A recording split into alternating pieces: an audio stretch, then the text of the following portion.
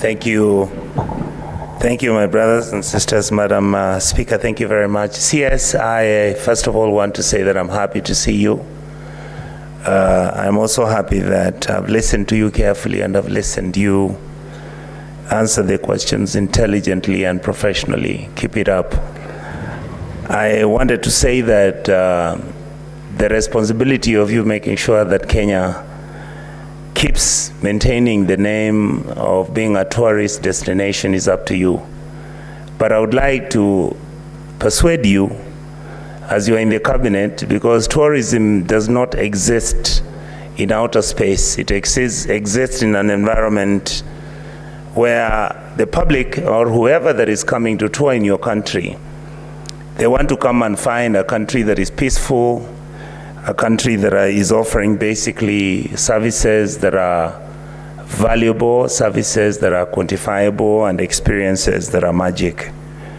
But with the number of corruption scandals and the noises we are having in our country, I don't think many tourists will want to come to this country. So I would like to ask you, Madam CS, that I hope that when you're in your cabinet meetings, you will talk to the president. Tell him we respect him.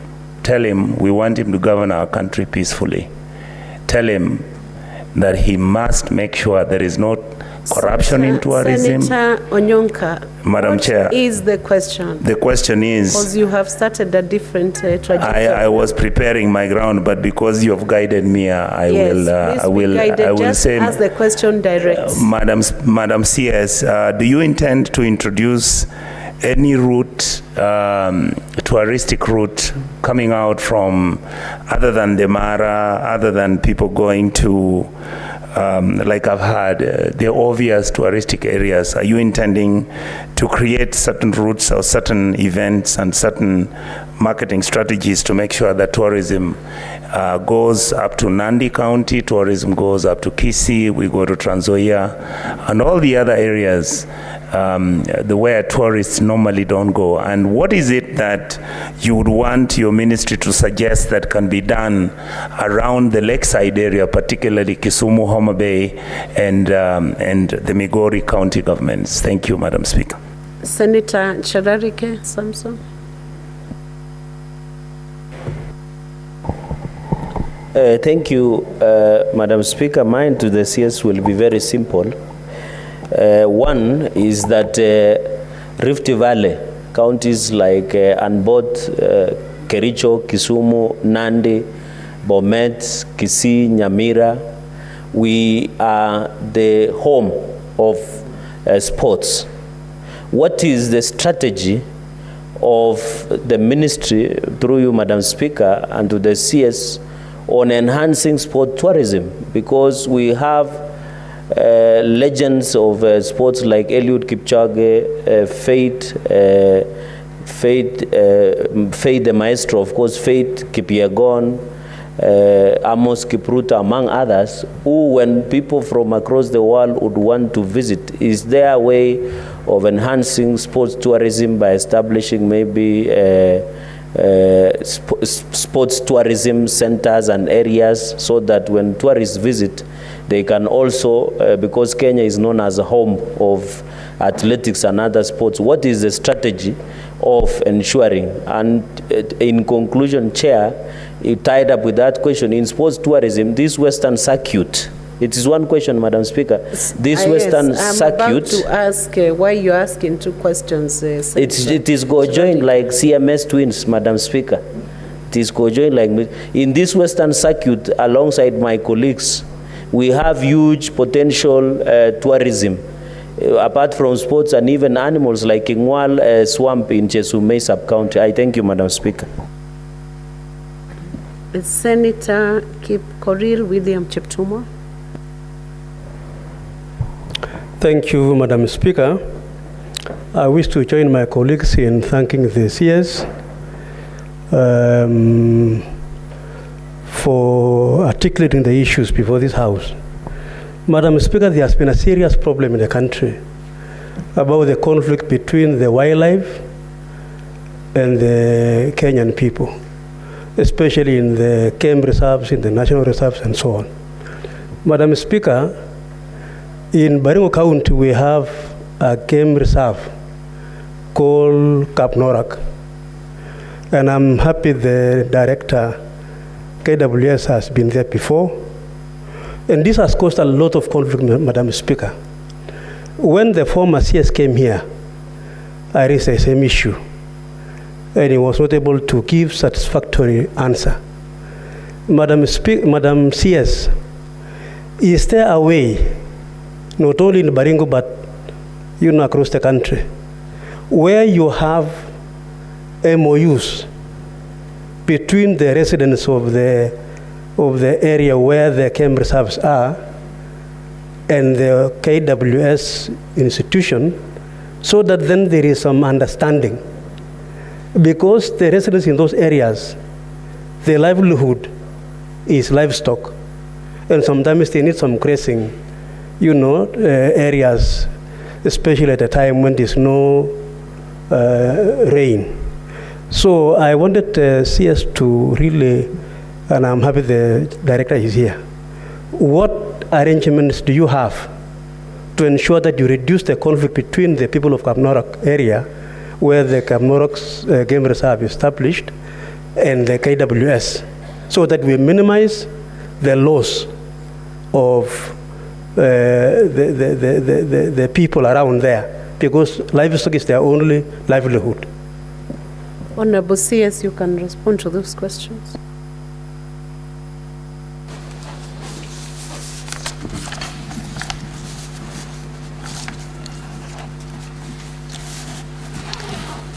Thank you, Honorable Speaker and members. I commit to follow up the case of compensation for Marsabit and get the finer details. But I want to say that human-wildlife conflict and the compensation, since I joined the ministry, is a daily conversation that is being given the importance it deserves. My principal secretary, not a day ends without having a discussion on compensation, human-wildlife conflict, the competition for resources, what we need to do for communities. I want to assure, as we go on with the work that we have been given, we are giving that the highest priority. In regard to diversification of tourism destinations and the products that we have, we are launching the Western Circuit on Friday, but in total we have 9 identified circuits covering all the regions of Kenya, so that we can unveil and promote the products each area has, each county has, so that we have sustainable tourism, and we have many more products that tourists can enjoy. The question by honorable member from Nandi County. Yes, sports tourism is an important pillar in the strategy that we are implementing. Quite a lot of activities are lined up and others have taken place. For example, the athletes, the great athletes we have in Kenya will be the tourism ambassadors, sports tourism ambassadors. We know that plans for Iten Training Institute to also have foreign athletes going to Iten, and partnering with the Ministry of Sports, so that under the Magical Kenya, every sports event can have a tourism angle. But for now is to confirm that it is a strategic pillar in the strategy we are implementing. In regard to the question asked by the honorable member from Baringo, we have several MOUs that have been signed between KWS and county governments. And we have one between, that is between the county governments and KWS on behalf of the people of that county. And a lot of activity is being done between the counties and KWS, and I look forward to working with the leaders. We do know that this human-wildlife conflict is basically caused by competition for resources, and especially water, pastures. There is a lot of lack of water, adequate water to cover both human and wildlife. And we want to put a lot of focus on the provision of water so that human can have enough water and animals can have water to reduce the competition. And Honorable Speaker, like I have affirmed, human-wildlife conflict is highest in our priority and even in our agenda. It is an item that we are reporting to the highest level, even at the cabinet meetings. And in days to come, we do hope that with the operationalization of county wildlife compensation committees, and with our resolve to look for diversified resource mobilization ways, we will be able to tackle the pending compensations and going forward reducing the conflicts so that we can have more coexistence rather than the conflicts. Thank you, Honorable Speaker. Senator Eric Okongo Mogeni. Thank you, Madam Speaker. And I want to thank the CS for the good work she has embarked on in enhancing the tourism sector in our country. Now, Madam Speaker, in this aspect of diversifying, when you travel to other countries, Madam Speaker, you land their city, you will find that the government has put in place arrangements where you get open buses that take tourists around some key tourist attraction areas. And these guys contribute to the income of the country because you pay. It's not for free. Madam Speaker, for us, the buses can take the tourists to Limuru. They look at our beautiful tea farms. They understand where the famed Kenya tea comes from. They can be taken around to see what is happening at National Park and many other areas. But I don't see this happening, and that requires government support. What steps, Madam Speaker, will the ministry put in place so that we can also tap into that market the way other countries have done? I know, Mr. Speaker, if you have traveled, you go to London, you get these buses. You go to Barcelona, you get these buses. Why can't you also do the same as a country? Number two, in making other counties, because now we have 47 governments across the country. Other regions, like where I come from in Kisii, as the government put in place marketing strategies so that when these tourists come to Kenya, they can be told the other areas where you will see things you not see anywhere in the world. The soapstone in Kisii is only found in Kisii. People export those, the whatever, the art crafts that are made in Kisii to foreign countries, and they are sold at a kill. As the government put in place any marketing strategies so that when tourists come, they also know that they can visit other regions like Kisii, like Nyamira, so that we have income on tourism spread across the country, Madam Speaker. Thank you, Senator. Senator Agnes, I'll give you a chance because I had called you earlier, but otherwise the questions being asked is just one to a respective CS in a session. Thank you, Madam Speaker. I think I have too many issues in Machakos, and I would want to put in knowledge of Madam Speaker that even the CS who has left the ministry was aware of how my people in Machakos, especially Masinga Count, suffers when they want to go to Masinga from Modhesia Ndivini Kalakala ward. They have to pass through Muranga, they go through Thika, Kiambu, come back to Machakos County if they want to cross in a dignified way by road. And I've been requesting if a ferry can be put between Ekarakara and Ndivini, Isiukoni, Yambukoni, where they cross by just temporarily boats, and that is where they are killed by hippos and crocodiles a lot, and they cross in a very undignified manner. And the outgoing for CS had promised that they will look for funds and put a ferry there. Because there's a big issue. Madam CS, what are you planning to do about that? Thank you. Senator Adandulo Fatuma.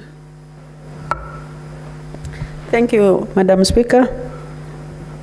Madam Speaker, I just wanted to request the CS if I may say that I have about 3 game reserves in my county and 1 Meru Park that is neighboring my county. But Madam Speaker, if you look at maybe now devolution and before devolution, the standard of those reserves and parks have really gone down. More specifically, the reserves are under the county governments. They are the ones actually who are supposed to take care of those game reserves. But unfortunately, the standard has really gone down completely, because you will find in most of the counties don't have capacity, and sometimes they don't even employ those who are real professionals to man those reserves. My question is, CS, do you have a working mechanisms between yourselves and the counties? And number 2, I believe the standard should be left with the ministry so that they can be able to keep the standard and the government doesn't lose revenue that is generated from the tourists. I thank you. Honorable CS, please respond to those final round of questions.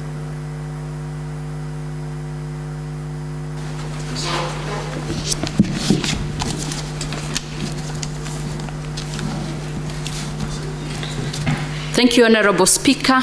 I'll start with a question by Honorable Mugeni, basically about urban tourism and the buses, the tour buses, and other products that are available, especially in large cities. And this is really gaining global traction. As a ministry, we are working on some processes and some products. We are discussing with the ministry or department in charge of immigration to have transit visas so that travelers who have a long layover can have a transit visa and be able to sample some of the products. We are working closely and encouraging the private sector to participate, and especially in the transport sector.